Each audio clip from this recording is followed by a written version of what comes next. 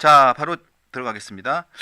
제가 김근식 후보님을 제가 개인적으로 뵌 지가 한 15년 정도 됐는데 요즘처럼 이렇게 열정적인 모습을 제가 뵌 적이 없습니다.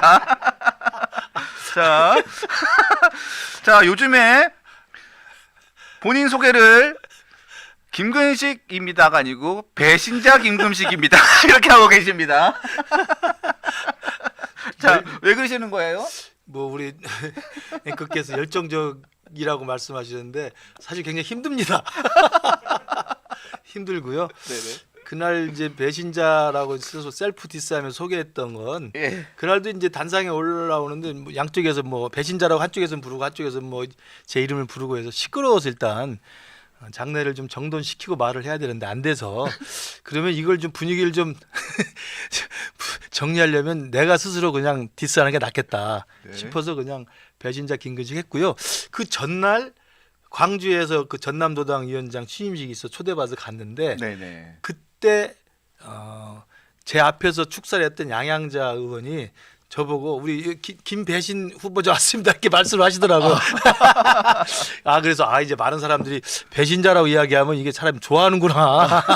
그때 그런 분위기가 있어서 네. 그것도 생각이 나고 그래서 제가 배신자라고 스스로 이야기했고요. 네. 뭐 배신자라는 소리 들어서 기분 좋을 게 있겠습니까? 근데 뭐 어찌됐든 끝까지 열심히 최선을 다하겠습니다. 아니 뭐 누가 배신자인지는 예. 당원들과 국민들이 예, 그럼요. 겠죠. 네네. 근데 또 하나 여쭤봐도 돼요? 그럼요, 아무거나. 근데 말씀하시면서 왜 이렇게 콜록콜록거리세요? 목감기. 저도 그래서 대구 경북에서 저도 제 연설 화면을 보면서 조금 아쉽다는 게 예. 그때 거기서 웃을 일이 아니고 그러니까 콜록콜록 할 일이 아닌데 좀 더 단호하게 했어야 되는데 제가 그 냉방병인지 그 전주부터 이 목감기가 걸려가지고 목감기 걸렸으면 목소리가 높게 안 나오거든요. 그럼 차분하게 하면 되는데 그때는 제가 분위기가 톤이 올라간 거죠.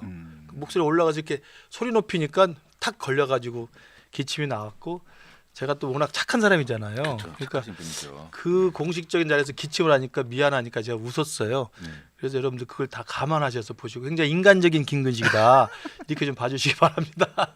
네, 알겠습니다. 저는 누구처럼 막 일부러 인상 쓰고 막 삿대질하고 이러진 않습니다. 예. 네, 알겠습니다. 자, 이제 전당대 얘기를 바로 들어가야 되는데 잠깐 이제 외교 안보에 대한 진짜 전문가 중에 전문가시니까 간단하게 얘기를 좀 다른 문제를 하나만 더 여쭤보고 들어갈게요.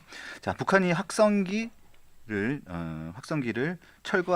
철거했다고 이재명 대통령이 너무 기뻐했거든요.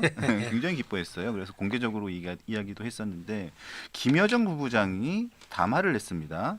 김여정 노동당 부부장이 서울의 희망은 어리석은 꿈에 불과하다는 제목의 담화를 냈습니다. 그래서 북한 쪽에서는 확성기를 철거한 적이 없다. 그리고 철거할 생각도 없다고 얘기를 했습니다.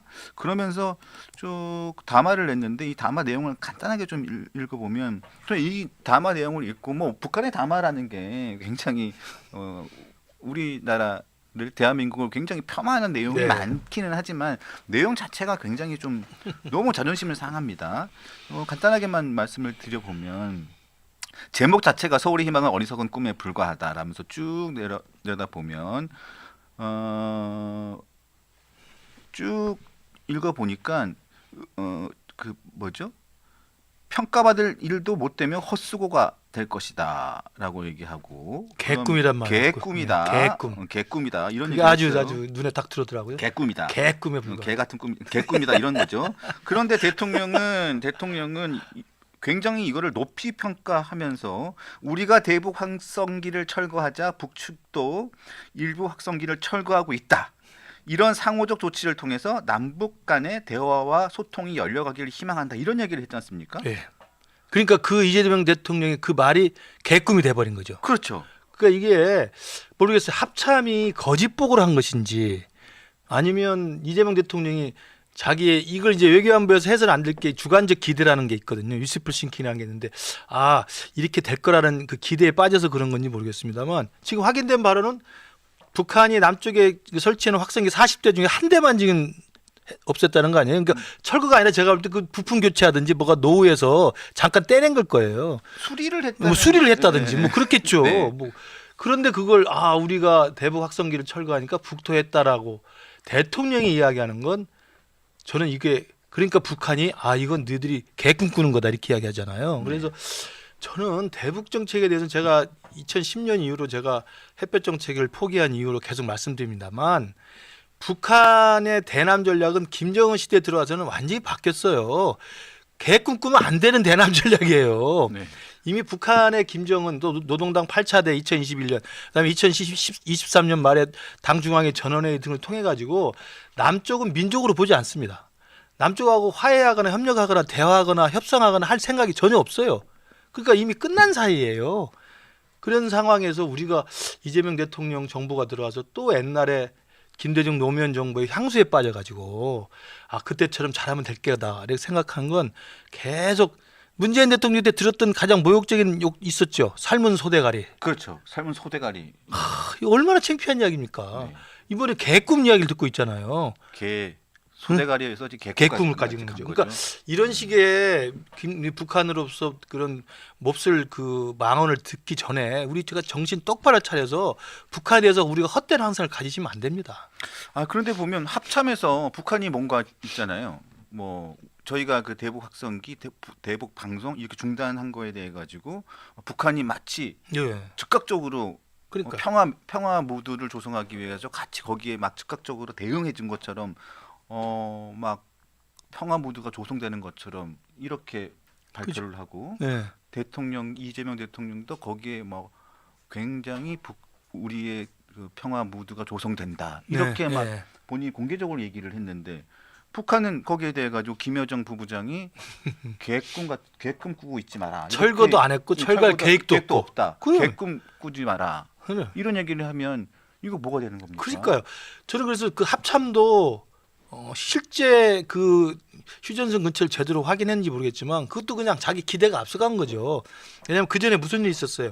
이재명 정부 들어와서 그 뭡니까 대북 전단을 중단했잖아요. 네. 그러니까 북한이 거기에 대해서 화답을 했습니다. 오물풍선을 지금 안 날리고 있어요. 네. 그러니까 대북 전단과 오물풍선은 서로 간에 교환이 될 수 있는 거예요. 우리가 대북 전단을 뿌렸다는 이유로 저 사람 북한이 오물풍선을 뿌려가지고 우리가 굉장히 힘들었잖아요. 근데 두 개는 없어진 겁니다. 오물풍선은 대북 전단에 대한 북한식의 대응이었으니까. 근데 확성기는요. 우리가 북한의 대응에 대해서 어떤 걸로 한 거냐면 북한이 개성공단을 파괴하고 또 연락사무소를 파괴하고 우리 남측에 대해서 무모한 짓을 했을 때 우리가 북에 대해서 되갚아줄 수 있는 유일한 우리 카드였기 때문에 시작한 거예요. 네네. 대북 확성기 방송을 재개한 것은. 근데 북한이 그렇게 했던 것에 대해서 아무런 사과도 없고 아무런 그걸 다시 원점으로 돌려놓는 조치도 없는 상태에서 우리가 먼저 확성기를 처리했을 때 북한이 거기에 맞장구를 칠 이유가 없죠.